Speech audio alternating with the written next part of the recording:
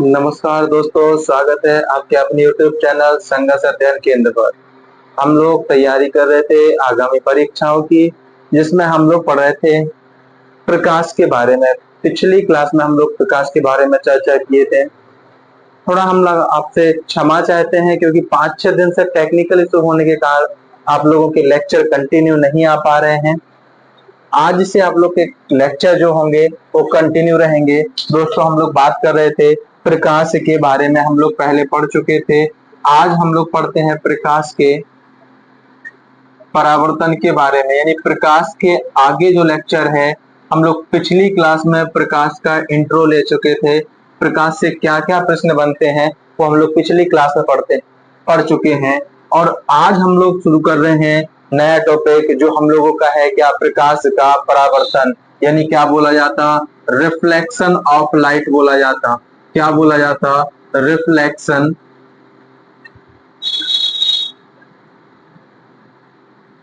Reflection of light बोला जाता है, यानी प्रकाश का परावर्तन क्या होता, किसे कहते हैं, आज हम इस पे चर्चा करेंगे। दोस्तों, यहाँ से एक न्यूमेरिकल प्रश्न बनता ही है, और न्यूमेरिकल नहीं आएगा तो उसकी थ्योरी से भी प्रश्न पूछा जाता है। तो हम लोग बात करते हैं प्रकाश के परावर्तन की। प्रकाश का परावर्तन क्या होता है, हम लोग बात करते हैं प्रकाश के परावर्तन, यानी जब कोई प्रकाश की किरण किसी वस्तु या अवरोध से टकराकर वापस लौट जाती है तो वह घटना क्या कहलाती है? प्रकाश का परावर्तन कहलाता है। यानी मैं बोला, यानी कोई प्रकाश की किरण, कोई प्रकाश की किरण किसी वस्तु या अवरोध से टकराकर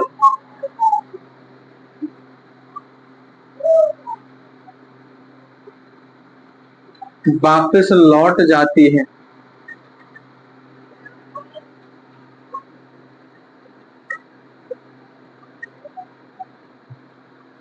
तो इस घटना को क्या कहते हैं? इस घटना को क्या कहा जाता है? इस घटना को प्रकाश का परावर्तन कहा जाता है। क्या कहते हैं? प्रकाश का परावर्तन कहते हैं। याद रखिए दोस्तों, यानी जब कोई प्रकाश की किरण किसी वस्तु या अवरोध से टकराकर क्या हो जाती है, वापस लौट जाती है, तो एक परिभाषा आपको ये मिलेगी, जो ये घटना घटित होगी, ये प्रकाश का परावर्तन कहलाएगी। या मैं बोल सकता हूं कि जब कोई प्रकाश की किरण, जब कोई प्रकाश की किरण एक माध्यम से दूसरे माध्यम में जाती है, एक माध्यम से दूसरे माध्यम में जाती है, दूसरे माध्यम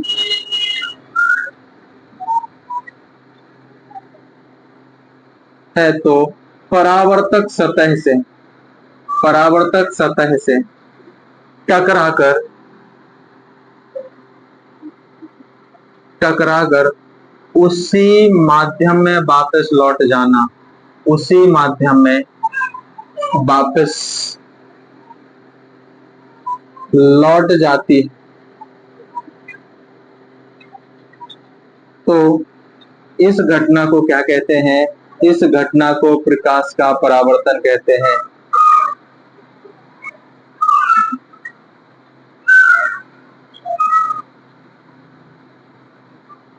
क्या कहते हैं दोस्तों? तो प्रकाश का परावर्तन कहते हैं। ये बात याद रखिएगा दोस्तों। तो ये दो परिभाषाएं आपको मिलती हैं, यानी ये प्रश्न भी आ चुका है कि प्रकाश के परावर्तन से क्या आशय है।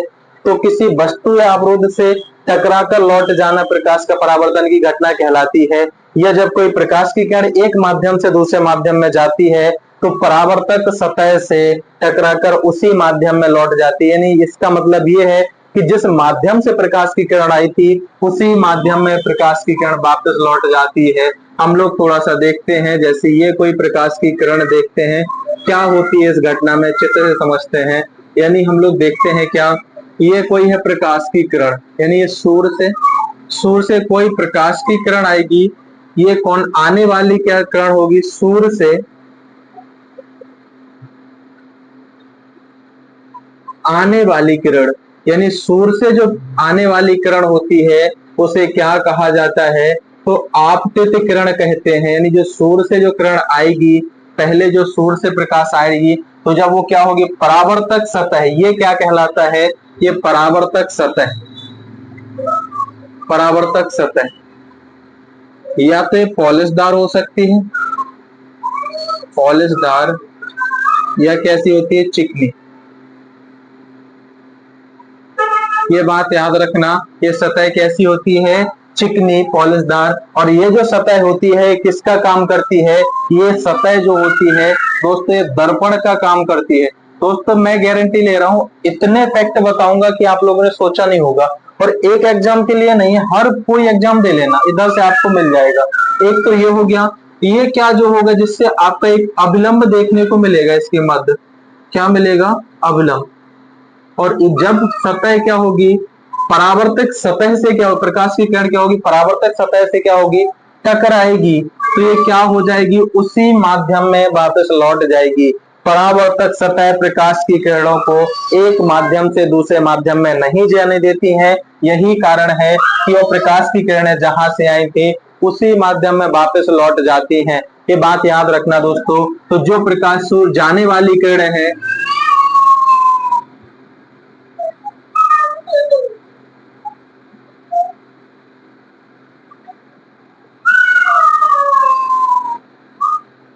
लौट कर जाने वाली किरणें हैं, उन्हें क्या कहा जाता है, तो दोस्तों परावर्तित किरण कहते हैं। क्या कहते हैं, परावर्तित किरण कहते हैं।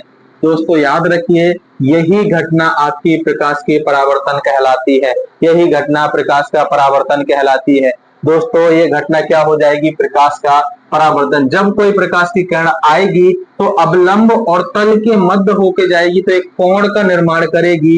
यानी आपतित किरण एक कोण बनाती है जिसका नाम होता है क्या, आपतन कोण, यानी इंसिडेंट एंगल का निर्माण करती है। यानी जो अवलंब और आपका परावर्तक सतह का तल है, उन दोनों के मध्य कोण कितना होता है, 90 डिग्री होता है।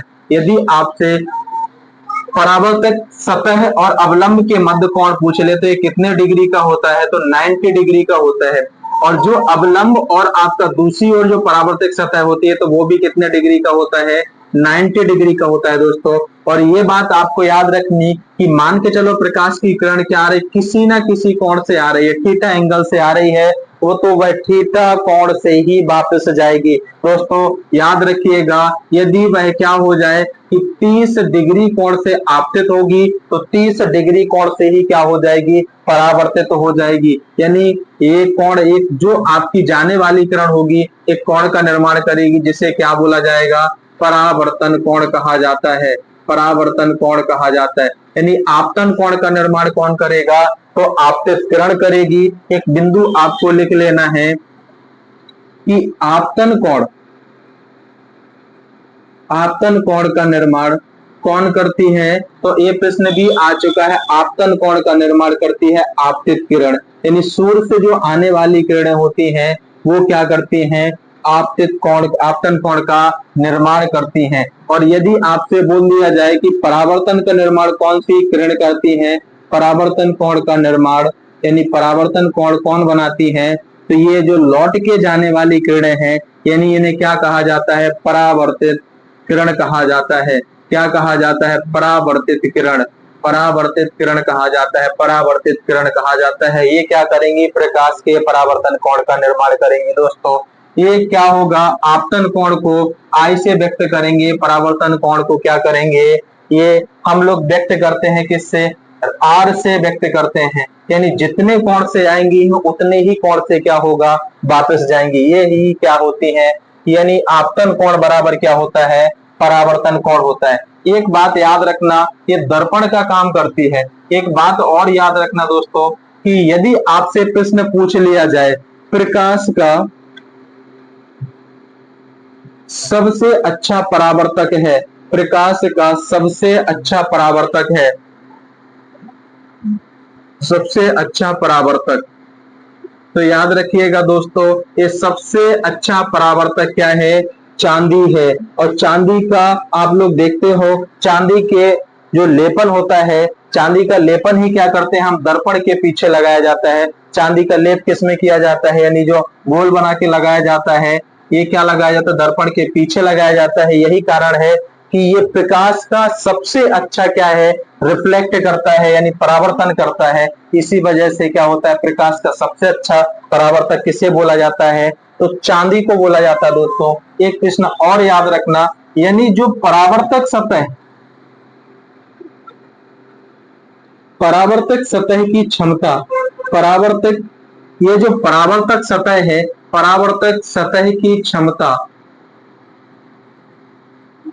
परावर्तक सतह की क्षमता को एल्बिडो कहा जाता है। दोस्तों ये बात याद रखना, यानी किसी भी सतह की जितनी ज्यादा क्षमता होगी वो एल्बिडो कहलाएगी, यानी परावर्तक सतह की क्षमता को एल्बिडो कहा जाता है, एल्बिडो कहा जाता है। दोस्तों याद रखिएगा, यदि प्रश्न आ जाए कि सबसे अच्छा एल्बिडो कहाँ प्राप्त हो जाता है या कहाँ होता है, सबसे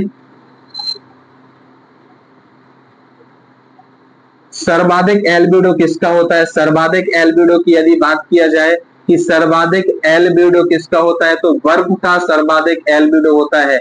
और यदि सबसे कम एल्बिडो की बात किया जाए, सबसे कम एल्बिडो की बात किया जाए, तो सबसे कम एल्बिडो होता है किसका, वन व मैदानों का, वन व मैदानों का सबसे अच्छा एल्बिडो प्राप्त होता है। यानी एल्बिडो क्या होता है, तो ये प्रकाश के परावर्तन सतह की क्षमता है, यही क्या कहलाता है, एल्बिडो कहलाता है। इसका मतलब कि जितनी ज्यादा क्या होगा, परावर्तन होगा, वही उतना अच्छा क्या होगा, एल्बिडो होगा।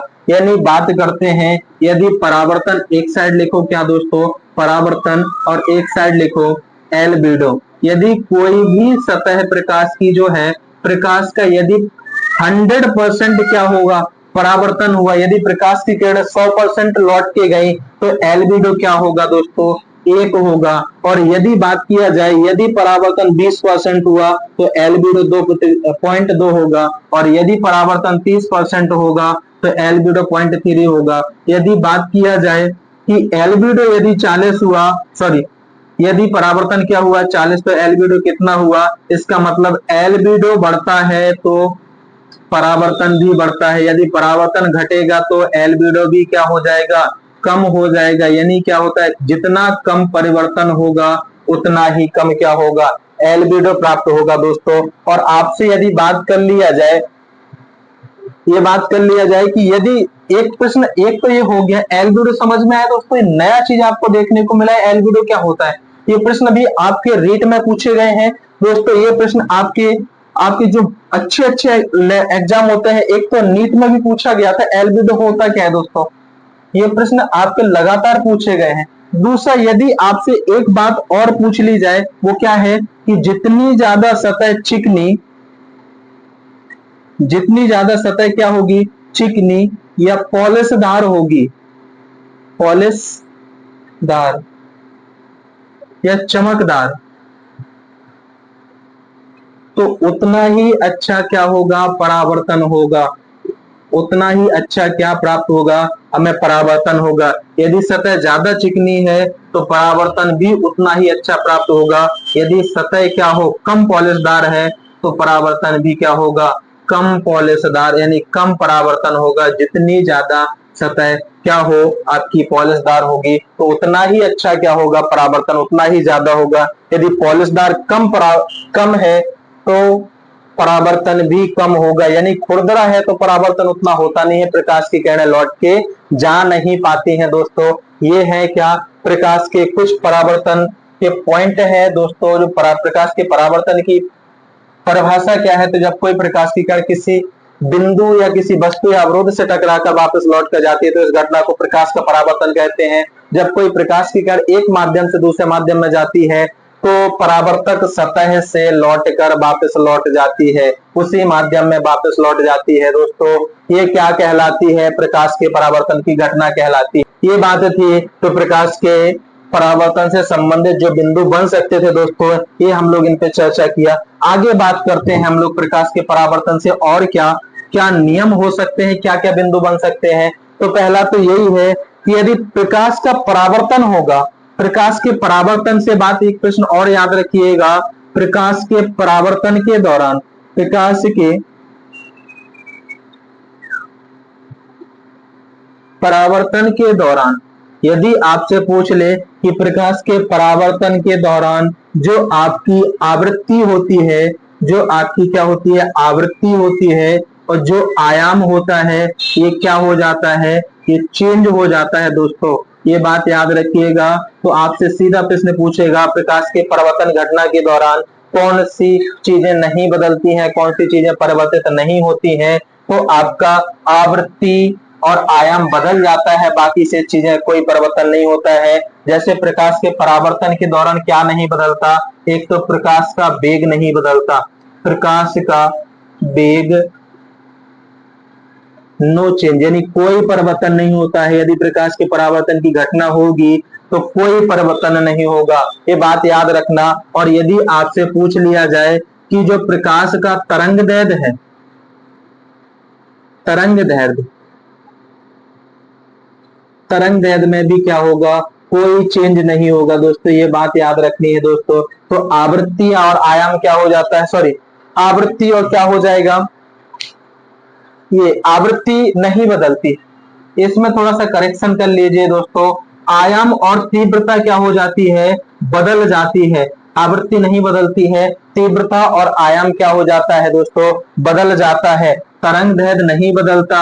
और यदि आपसे पूछ लिया जाए प्रकाश की जो आवृत्ति होती है, जो आवृत्ति होती है वो क्या हो जाता है, आवृत्ति भी नहीं बदलती है, आवृत्ति में भी कोई परिवर्तन नहीं होता है प्रकाश के परावर्तन के दौरान। यानी इन घटना में जो प्रकाश की परावर्तन की घटना है, इसमें आवृत्ति, तरंग दैर्ध्य और प्रकाश का वेग नहीं बदलता दोस्तों, बदल क्या जाता है, तो तीव्रता और आयाम बदल जाता है। और आप लोगों को भी पता होगा कि आवृत्ति बराबर क्या होता है, आवृत्ति बराबर क्या होता है, आवृत्ति। और आवृत्ति यदि बात किया जाए तो आवृत्ति यानी क्या होता है, तो प्रकाश का वेग बटे क्या होता है, तरंग दैर्ध्य होता है, तरंग दैर्ध्य होता है। क्या होता है दोस्तों, तरंग दैर्ध्य होता है। यदि आपसे प्रश्न पूछ लिया जाए आवृत्ति का मात्रक क्या होता है, ये प्रश्न पूछा जाता है, आवृत्ति का मात्रक होता है हर्ट्ज होता है दोस्तों। और यदि तरंग दैर्ध्य का मात्रक पूछा जाए तो तरंग दैर्ध्य का मात्रक एंगस्ट्रॉम होता है, एंगस्ट्रॉम होता है दोस्तों। ये बात आपको याद रखनी है। और आपको ये भी पता है कि एंगस्ट्रॉम बराबर कितना, एक एंगस्ट्रॉम बराबर कितना होता है, तो 10 की घाते -10 मीटर होता है। ये बात याद रखिएगा, 10 की घाते -10 मीटर एक एंगस्ट्रॉम बराबर होता है। तो एंगस्ट्रॉम में तरंग की का क्या है, मात्रक है। तो आवृत्ति बराबर हम लोगों ने देखा क्या है कि प्रकाश का वेग बटे क्या हो जाएगा, तरंग दैर्ध्य हो जाएगा।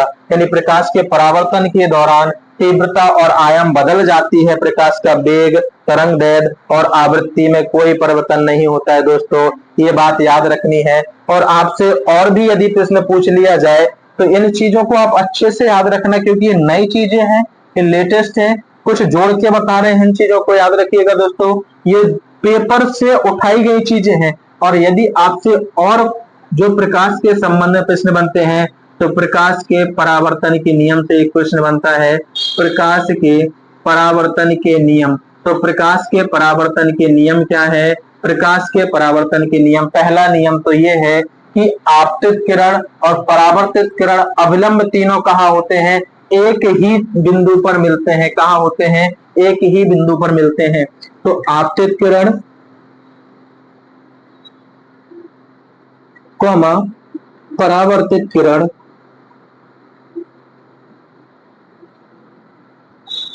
तथा अविलंब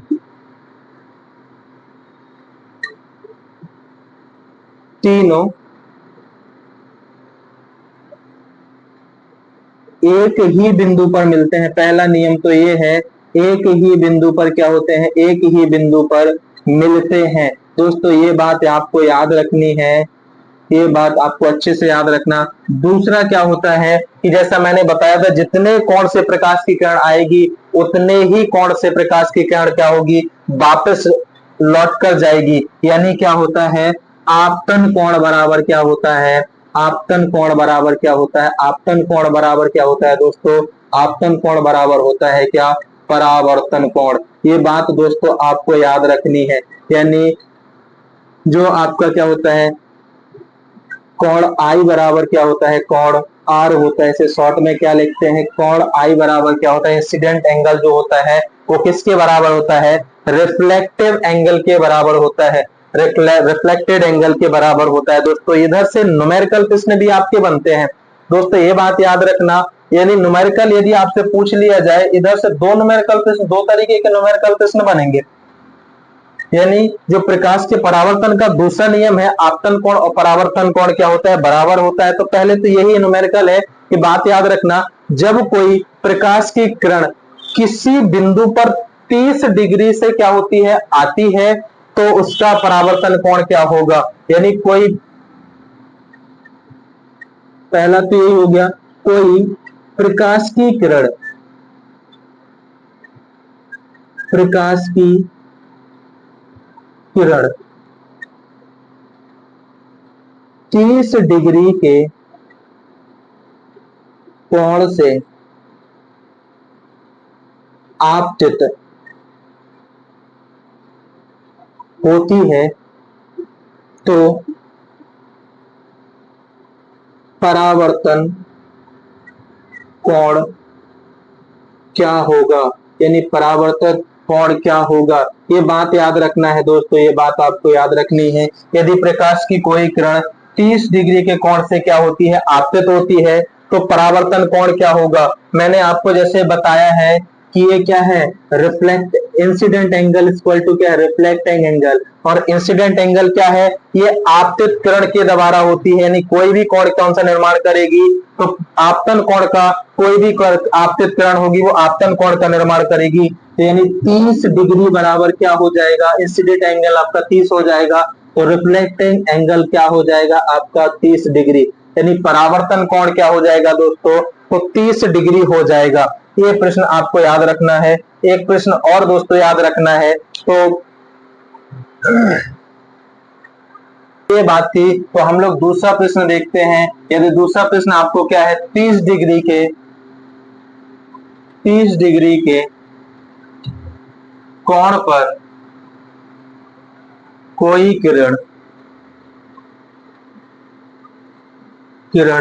आपतित होती है, आपतित होती है, तो परावर्तन कोण व आपतन कोण के मध्य कितने डिग्री का कोण, डिग्री का कोण होगा। ये बात आपको दूसरा प्रश्न याद रखना दोस्तों। ये प्रकाश के परावर्तन का जो दूसरा नियम है उससे संबंधित ही है। यानी हमारा क्या है, ये आपकी कोई परावर्तक सतह थी, और ये बात याद रखिएगा दोस्तों, इधर से क्या होता है 90 डिग्री पर रहता है, हमेशा क्या रहेगा, अवलंब जो अवलंब रहता है, ये हमेशा क्या रहता है, 90 डिग्री पर ही खड़ा रहता है। इधर से कोई आपतित किरण का मतलब क्या है, आपतित किरण हो रही है तो आपतन कोण बन रहा है।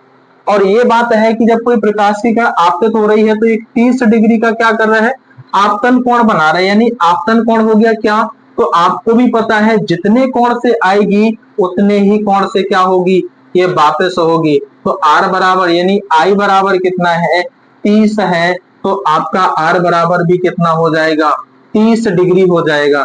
यानी आप लोगों ने दूसरा नियम देखा है कि कोण, आपतन कोण आई बराबर क्या होता है, आपतन कोण यानी परावर्तन कोण होता है। यानी आपतन कोण बराबर क्या होता है, परावर्तन कोण। ये बात याद रखना है। यानी 30 डिग्री का आपतन कोण बना है तो 30 डिग्री का ही क्या बनेगा, आपका परावर्तन कोण है। और सवाल पूछ रहे हैं कि परावर्तन और आपतन कोण के मध्य कितने डिग्री का कोण बनेगा दोस्तों। यानी इधर से आपतित किरण, यदि मैं बोल दूं आपतित किरण और परावर्तित किरण के मध्य कितने डिग्री का कोण बनेगा, तो भी परेशान मत हो जाना दोस्तों। आपको क्या करना है, पहले तो आपतन कोण निकाल लीजिएगा। दूसरा आप क्या करेंगे कि यदि आपतन कोण आपने निकाल लिया, पता चल गया, तो आप परावर्तन कोण क्या होगा, आपतन कोण के बराबर होगा। दोनों को क्या कर दीजिएगा, ये दोनों के मध्य की जो डिस्टेंस है, यानी आपतन कोण प्लस परावर्तन कोण के मध्य जो डिग्री है, तो वो कितना डिग्री, यानी इधर से लेके इधर तक का जो एंगल क्रिएट होगा वो कितने डिग्री का होगा, तो 60 डिग्री का होगा। यानी परावर्तन कोण और आपतन कोण के मध्य कितने डिग्री का कोण बनेगा, तो 60 डिग्री का कोण बनेगा। दोस्तों ये बात याद रखना। यदि मैं तीसरा प्रश्न लिखूं, कुछ मत करो इसमें, जैसे बोल दूं कि यदि 60 डिग्री के कोण पर कोई किरण आपतित होती है, यानी कोई किरण क्या होती है, कोई किरण आपतित होती है तो आपतन कोण व परावर्तन कोण, आपतन और परावर्तन कोण के मध्य कोण बनेगा, के मध्य कोण बनेगा। यानी दोस्तों ये बात याद रखिएगा, यानी सेम क्वेश्चन है, कुछ नहीं है। यानी आपसे पूछा है ये कोई अवलंब, ये परावर्तक सतह है, यदि आपतन हो रहा है, आपतित किरण हो रहा है, तो क्या निर्माण करेगी, आपतन कोण का। और यानी क्या, तो परावर्तित होगी, तो आपतन कोण और परावर्तन कोण का कितना कितना मान आएगा। यदि 60 डिग्री के कोण से आई है, तो 60 डिग्री के कोण से ही क्या होगा, ये वापस होगा, याद रखिए। और आपसे ये पूछा क्या है कि ये दोनों, यानी ये क्या है, आपतन कोण, आपतन कोण, और ये क्या है दोस्तों, परावर्तन कोण। तो आपतन कोण और परावर्तन कोण के मध्य कितने डिग्री का कोण होगा, तो आपतन कोण आपका 60 है, परावर्तन कोण भी क्या है, इन दोनों के मध्य कितने डिग्री का कोण बन जाएगा दोस्तों, तो 120 डिग्री का कोण बन जाएगा। ये बात आपको याद रखनी है। ये दो टाइप के प्रश्न, यानी तीसरे टाइप का प्रश्न भी आप देख लीजिएगा दोस्तों। तीसरे टाइप का प्रश्न है, एक किरण तल के साथ, जैसे तीसरे टाइप का होता है, एक किरण तल के साथ 40 डिग्री का कोण बनाती है, कोण बनाती है,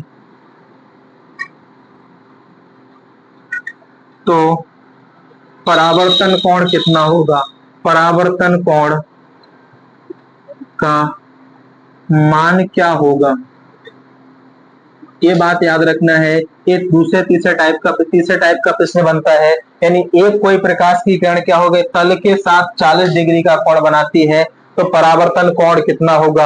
आपको भी पता है दोस्तों कि यदि प्रकाश की किरण है तो क्या होगा, ये परावर्तक सतह है, और क्या हो जाएगा, ये कौन सी किरण है दोस्तों, तो आने वाली, यानी सोर्स से आने वाली किरण होती है आपकी क्या, आपतित किरण। ये कौन सी किरण होती है, तो सूर्य से आने वाली किरण होती है आपतित किरण। और यदि आपसे सूर्य, जो आपके परावर्तक सतह से लौट कर जाने वाली किरण होती है, तो वो कौन सी होती है, परावर्तित किरण होती है। कौन सी होती है, परावर्तित किरण। और आपको भी पता है अवलंब और आपतित किरण के मध्य कौन सा कोण बनता है, तो अवलंब और आपतित किरण के मध्य आपतन कोण का निर्माण होता है। अवलंब और परावर्तित किरण के मध्य कौन सा कोण बनता है, तो परावर्तन कोण बनता है। और यदि प्रश्न में आपसे पूछा है कि एक किरण तल के साथ 40 डिग्री का कोण बनाती है, तो यानी कहां से बनाती है दोस्तों, तल के साथ। ये जो तल के साथ है, तो ये 40 डिग्री का कोण बनाती है दोस्तों। ये बात आपको याद रखना है। इधर से ये जो तल है, तल तो यही, यदि तल के साथ क्या हो रहा है, 40 डिग्री का कोण बना रहा है, तो आप बताइए दोस्तों, जो अवलंब होता है और अवलंब और तल के मध्य कितने डिग्री होता है, तो आपको ही पता है, अवलंब व तल के मध्य जो कोण रहता है वो 90 डिग्री का रहता है। हमेशा क्या होगा, 90 डिग्री का होगा। तो 40 डिग्री आपका तल से है, तो बचा हुआ कोण कितना आ जाएगा आपका, 50 डिग्री आपका क्या हो जाएगा, आपतन कोण हो जाएगा दोस्तों। तो जब आपने क्या निकाल लिया, आपतन कोण का मान निकाल लिया, तो आपको भी पता है ये तल क्या हो जाएगा आपका, 40 डिग्री हो जाएगा। और अवलंब के मध्य आपका क्या हो जाएगा, अवलंब और आपतित किरण के मध्य कितना हो जाएगा, आपको ही पता है, ये 40 डिग्री है। तो अवलंब और आपतित किरण के मध्य क्या बनता है, 50 डिग्री का एक कोण बनता, जिसे हम लोग क्या बोलते हैं, आपतन कोण बोलते हैं। क्या बोलते हैं दोस्तों, आपतन कोण बोलते हैं।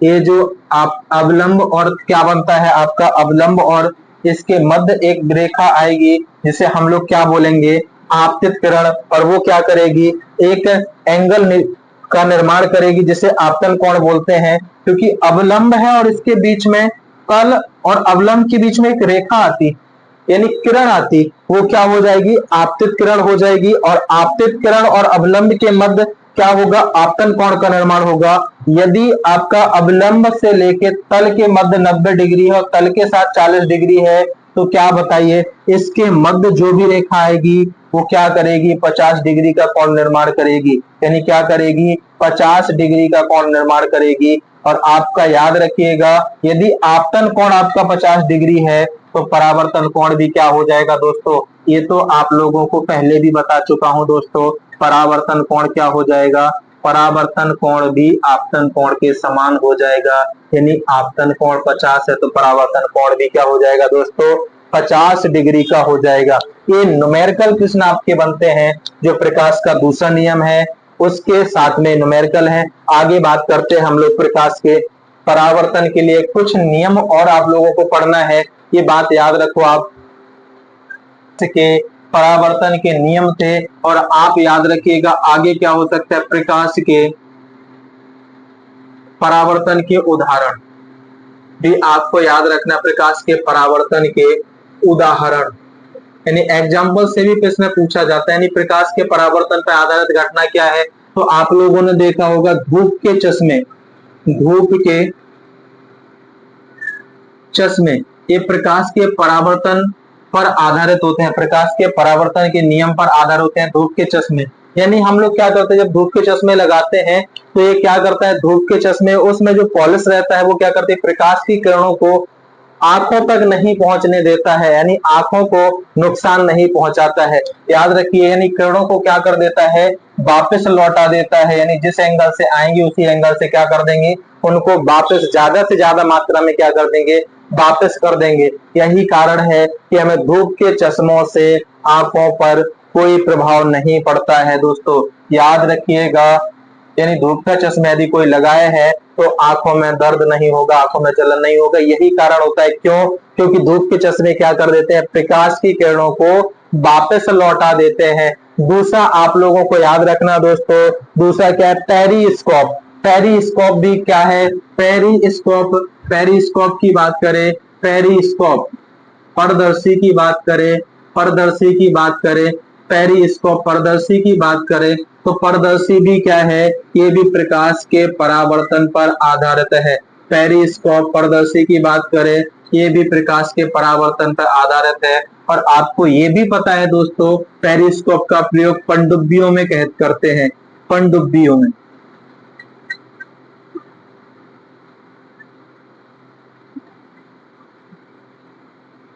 यानी पेरिस्कोप का प्रयोग कहाँ किया जाता है तो पनडुब्बियों में पेरिस्कोप का उपयोग किया जाता है। आप लोगों ने देखा होगा पनडुब्बी तो अंदर चलती है और पनडुब्बी में क्या होता है इस तरीके से कुछ एंगल लगा बना रहता है।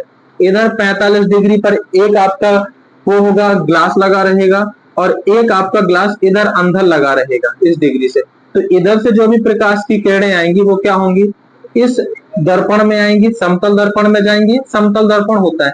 और जैसे इधर से एंगल आएंगी तो एंगल बनाते हुए 45 डिग्री के, तो जो व्यक्ति इधर देखा बैठा होगा वो देख सकता है कि बाहर क्या क्या चीजें हैं। इसी वजह से क्या होता है पेरिस्कोप में क्या किया जाता है प्रकाश के परावर्तन के नियमों के आधार पर इसकी गणना किए जाते हैं। पारदर्शी में प्रकाश के परावर्तन के नियम का फॉलो होता है, प्रकाश के परावर्तन के नियम को मानता है, याद रखिएगा। और यदि आपसे और भी क्या पूछ सकता है प्रकाश के परावर्तन में, यदि कोई भी सतह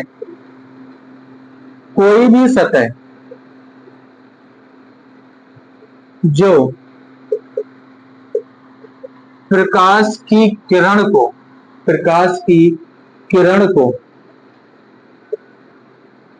परावर्तित कर दे, यानी प्रकाश की सतह प्रकाश कोई भी किरण कोई भी सतह नहीं सॉरी कोई भी किरण जो प्रकाश को क्या कर दे, कोई भी सतह सॉरी तो कोई भी सतह जो प्रकाश की किरण को क्या कर दे, परावर्तित कर दे। यानी कोई भी सतह है जो क्या कर दे, प्रकाश की किरण को क्या कर दे, परावर्तित कर दे, तो वो क्या हो जाती है, वो दर्पण बन जाती है, वो दर्पण का कार्य करने लगती है। तो यदि आपसे पूछ ले कि दर्पण किस पर आधारित है, किस घटना पर आधारित है, तो दर्पण की यदि बात करें तो ये प्रकाश के परावर्तन पर आधारित है। प्रकाश के परावर्तन की घटना पर आधारित है, प्रकाश के परावर्तन की घटना पर आधारित है। ये बात याद रखना दोस्तों, प्रकाश के परावर्तन की घटना पर आधारित है आपका दर्पण। इधर से भी बहुत सारे प्रश्न देखने को मिलते हैं। हम लोग बात कर लेते हैं, थोड़ा सा दर्पण के बारे में बात कर लेते हैं। दर्पण क्या होता है, दर्पण की बात कर लेते हैं। तो दर्पण में से थोड़ा 2-3 प्रश्न देख लेते हैं। इधर से बढ़िया बढ़िया प्रश्न देखने को मिलते हैं। दर्पण यानी मिरर क्या होता है, तो मिरर क्या है, ये वह सतह है या वह परावर्तक सतह है जो प्रकाश की किरणों को क्या कर दे, वापस कर दे, दूसरे माध्यम में जाने ही ना दे। यानी जिस माध्यम से प्रकाश की किरणें आई थी उसी माध्यम में प्रकाश की किरणों को क्या कर दे, वापस कर दे। तो वो क्या बन जाता है, एक तरीके का दर्पण बन जाता है, यानी दर्पण का कार्य करने लगता है। दर्पण से भी प्रश्न याद रखिएगा, दर्पण से क्या क्या प्रश्न बनते हैं। दर्पण पर लेप क्या, ये किस पर आधारित घटना है, तो ये प्रकाश के परावर्तन पर आधारित घटना है। और इस पर जो दर्पण के पीछे जो लेप लगाई जाती, तो ये याद रखिएगा। इधर से बहुत बढ़िया प्रश्न बन सकता है, ये किसका, यानी चांदी व पारा की लेप लगाई जाती। दोस्तों याद रखिएगा, यानी इस पर लेप लगाई जाती तो सिल्वर नाइट्रेट की लेप लगाई जाती। दोस्तों इस सिल्वर नाइट्रेट का प्रयोग किया जाता है। इससे क्या होता है, दर्पण का प्रयोग हम लोग क्या करते हैं, प्रकाश के परावर्तन के लिए करते हैं। और आपको भी पता है दर्पण कितने प्रकार का होगा। यदि दर्पण क्या हो, समतल हो, दर्पण क्या हो, प्लेट क्या हो, समतल हो, तो दर्पण क्या हो जाता है, समतल दर्पण की तरह कार्य करती है। यानी यदि प्रकाश की जो सतह है वो समतल हो, तो वो क्या हो, परावर्तक सतह क्या हो, समतल, तो वो समतल दर्पण की तरह कार्य करती है। और यदि दर्पण क्या हो, यदि सतह क्या हो, गोलीय हो, तो वो किस की तरह कार्य करेगी, तो गोलीय दर्पण की तरह कार्य करेगी दोस्तों। और आपको याद रखना कि जिस क्या होगा, ये गोली भाग की तरह होते, गोले की तरह होते हैं, यानी गोले की तरह होता है दर्पण। उस पर यदि कार्य करेगा, उस पर जो घटनाएं संबंधित होगी, तो गोली दर्पण का कार्य करेंगी। और आपको भी पता है दोस्तों, गोली दर्पण 2 प्रकार का होता है। एक तो अवतल दर्पण होता है और दूसरा क्या होता है, उत्तल दर्पण होता है। ये बात भी याद रखिएगा दोस्तों, एक तो अवतल दर्पण होता है और एक क्या होता है, उत्तल दर्पण। एक होता है कॉनकेव होता है, कॉनकेव होता है दोस्तों, एक होता है क्या, कॉन्वेक्स होता है। यानी एक कॉनकेव मिरर हो गया और एक क्या होगा, कॉन्वेक्स मिरर होगा। ये 2 तरीके का दर्पण आपको देखने को मिलेगा। यानी दर्पण आपको 2 तरीकों को मिलेगा दोस्तों। एक तो क्या हो गया, समतल की तरह जो कार्य करेगा, यानी सतह समतल होगी तो समतल दर्पण की तरह कार्य करेगा। और यदि सतह क्या होगी, गोलीय होगी, तो वो गोली दर्पण की तरह कार्य करेगा। जो गोली दर्पण होगा वो 2 तरीके से, वो 2 तरीके का होता है, एक अवतल दर्पण होता है, एक उत्तल दर्पण। यदि आपसे पूछ लिया जाए कि समतल दर्पण किस पर आधारित घटना है, तो ये भी प्रकाश के परावर्तन पर आधारित घटना है। गोली दर्पण किस पर आधारित घटना है, तो प्रकाश के परावर्तन पर आधारित घटना है। अवतल का यदि कोई भाग पूछता है कि अवतल दर्पण किस घटना पर आधारित है, प्रकाश के परावर्तन पर आधारित घटना है। उत्तल दर्पण भी प्रकाश के परावर्तन पर आधारित घटना है। तो याद रखिएगा, ये प्रकाश के परावर्तन पर आधारित घटना है। और जो आपका क्या होता है, गोली, तो ये भी क्या है, प्रकाश के परावर्तन पर आधारित है। ये भी क्या है, प्रकाश के परावर्तन पर आधारित है। दोस्तों याद रखिएगा, कुछ बिंदु आपको याद रखना है समतल दर्पण से। समतल दर्पण से भी बहुत सारे प्रश्न देखने को मिलेंगे। पहला तो यही पूछा जाता है कि समतल दर्पण में बनने वाला प्रतिबिंब कैसे होते हैं। प्रतिबिंबों को लेकर समतल दर्पण से प्रश्न बनते हैं। यानी आपसे पूछ लिया जाए, यदि वस्तु की दूरी वस्तु की दूरी, यदि कोई वस्तु रखी है कि 2 किलोमीटर की दूरी पर रखा है या 2 मीटर की दूरी पर रखा है, तो समतल दर्पण में क्या होगा, प्रतिबिंब की दूरी क्या होगी, उसके बराबर होगी। यानी वस्तु की दूरी बराबर क्या होगा, प्रतिबिंब की दूरी। यदि कोई वस्तु समतल दर्पण के सामने 2 मीटर की दूरी पर रखी है, तो प्रतिबिंब भी क्या होगा, दर्पण में, समतल दर्पण में क्या होगा, प्रतिबिंब की दूरी क्या होगी, वस्तु की दूरी के समान होगी। याद रखिएगा दोस्तों, ये प्रश्न आपको याद रखना है। क्या होगा यदि वस्तु का, क्या होगा, दूसरा प्रश्न, यदि कोई वस्तु के आकार की बात करें, वस्तु का आकार की बात करें, यदि कोई वस्तु किसी दर्पण के सामने, समतल दर्पण के सामने रखी है, तो उसका प्रतिबिंब का आकार क्या होगा, तो प्रतिबिंब का आकार क्या होगा, प्रतिबिंब का आकार कार क्या होगा, इसका आकार वस्तु के आकार के जैसा ही होगा, वस्तु के आकार के समान ही होगा। यदि कोई वस्तु समतल दर्पण के सामने रखी है, तो प्रतिबिंब का आकार क्या होगा, तो वस्तु का आकार जो होगा और प्रतिबिंब का आकार होगा एक समान होगा। दोस्तों ये बात याद रखनी है। और यदि आपसे पूछ लिया जाए, यदि किसी वस्तु को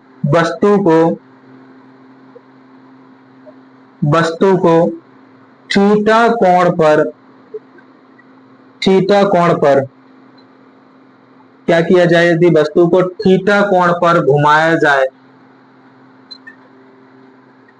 इसमें पूरा लिख सकते हैं, समतल दर्पण के सामने रखी वस्तु को थीटा कोण पर, थीटा कोण पर घुमाया जाए तो क्या होगा, तो प्रतिबिंब क्या होगा, प्रतिबिंब यानी जो दर्पण के अंदर प्रतिबिंब बना है, तो प्रतिबिंब टू थीटा कोण पर घूम जाता है, टू थीटा कोण पर क्या हो जाता है, घूम जाता है। याद रखिएगा दोस्तों, ये क्या करेंगे, जैसे मान के चलो ये कोई समतल दर्पण है, समतल दर्पण रखा है और इसके सामने ये कोई वस्तु है, तो ये इसके अंदर जो प्रतिबिंब बनेगा, जो चित्र बनेगा, जो छवि बनेगी, यदि हम क्या करें, इसे किसी थीटा कोण पर घुमाएंगे, तो ये क्या होगा, टू थीटा कोण पर क्या हो जाएगा, प्रतिबिंब घूम जाएगा। और ये जैसे ही घुमाएंगे, यानी जिस, अगर मैं वस्तु को क्लॉकवाइज घुमाएंगे तो कोण भी, प्रतिबिंब भी क्या होगा, क्लॉकवाइज ही घूमेगा। यानी जिस ओर आपका क्या होगा, यदि हम कोण ऐसे घुमाएंगे, वस्तु को इस तरीके से घुमाएंगे, तो प्रतिबिंब में क्या होगा, आपका प्रतिबिंब भी क्या होगा, क्लॉकवाइज ही घूम जाएगा। दोस्तों तो याद रखिएगा, ये बात आपको याद रखनी है। समतल दर्पण के सामने यदि कोई वस्तु रखी है, उस वस्तु को हम थीटा कोण पर घुमाते हैं, तो वो क्या हो जाता है, उसका प्रतिबिंब क्या होगा, वस्तु का प्रतिबिंब, वस्तु का प्रतिबिंब क्या हो जाएगा, वस्तु का प्रतिबिंब क्या होगा, टू थीटा से घूम जाता है। दोस्तों चौथा नियम, यदि क्या है, कोई समतल, कोई वस्तु क्या है, समतल दर्पण के सामने रखी वस्तु, यानी क्या है, कोई वस्तु क्या है, कि कोई भी वस्तु क्या है, कोई वस्तु समतल दर्पण के सामने, यदि समतल दर्पण के सामने कोई वस्तु भी वेग से, भी मीटर प्रति सेकंड की चाल से यदि चलती है, तो के वेग से जाती है, तो प्रतिबिंब क्या होगा, प्रतिबिंब वस्तु की ओर 2 भी मीटर प्रति सेकंड के वेग से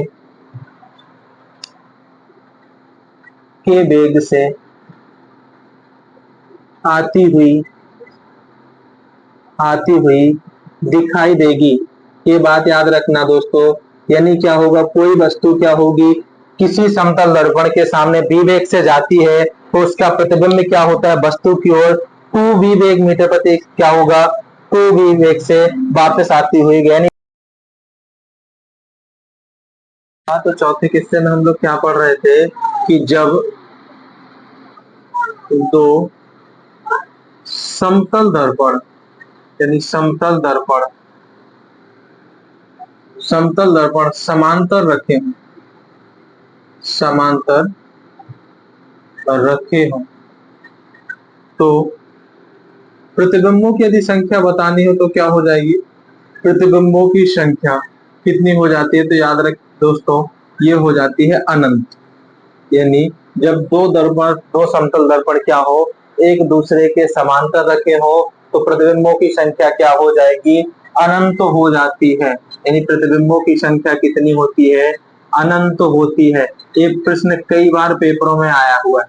और इसके बाद अगला देखिएगा, 5वां पॉइंट लिखिए समतल दर्पण के अंतर्गत। यानी जब दो समतल दर्पण की बात करें, थीटा कोण पर झुके हों या थीटा कोण पर लंबवत हों, थीटा कोण पर लंबवत हों तो प्रतिबिंबों की संख्या क्या होगी?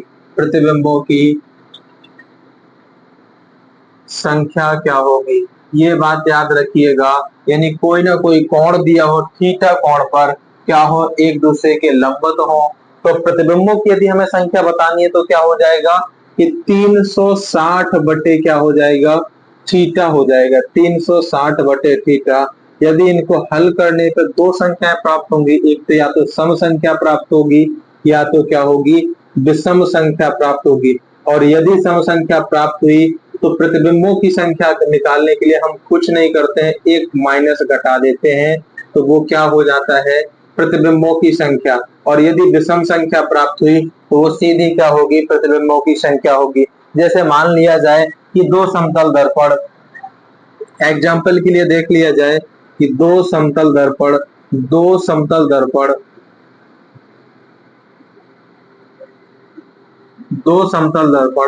60 डिग्री के कोण पर लंबवत हैं, 60 डिग्री के कोण पर लंबवत हैं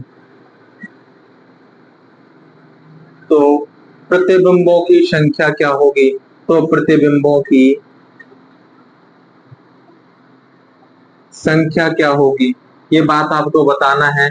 ये न्यूमेरिकल भी बनता है यहाँ से, याद रखिएगा। यानी थीटा बराबर आपका कितना है? तो 60 डिग्री। और यदि प्रतिबिंबों की संख्या निकालनी है तो कितना? 360 बटे कितना होता है? 60 थीटा। तो थीटा का वैल्यू आपके पास 60 दे रखा है, ये बात याद रखना दोस्तों।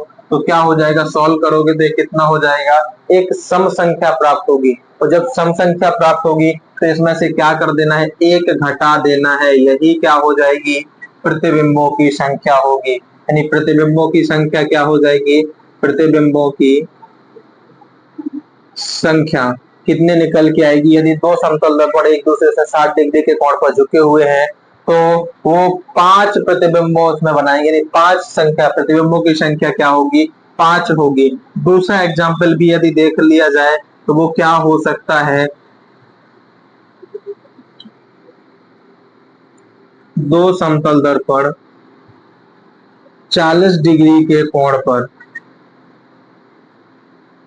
लंबवत या झुके हुए हैं तो प्रतिबिंबों की संख्या क्या होगी? तो प्रतिबिंबों की संख्या यदि निकालनी है तो क्या करना पड़ेगा दोस्तों? ये बात भी आपको बहुत अच्छे तरीके से याद होनी चाहिए कि क्या होगा। मैंने बताया है कि यानी यानी जब भी आपको प्रतिबिंबों की संख्या निकालनी है तो 360 बटे थीटा से क्या कर दो? भाग दे दो। और आपका इधर क्या है? 40 डिग्री। थीटा बराबर कितना है? 40 डिग्री। तो कितना हो जाएगा? 360 बटे कितना? 40। तो काटोगे तो कितना हो जाएगा? 9। और 9 एक क्या है? एक विषम संख्या है तो प्रतिबिंबों की संख्या क्या हो जाएगी? 9 हो जाएगी। 9 क्या होगी? इमेजों की संख्या होगी। ये बात याद रखना। इस टाइप के ये पॉइंट थे आपके समतल दर्पण के संबंध में।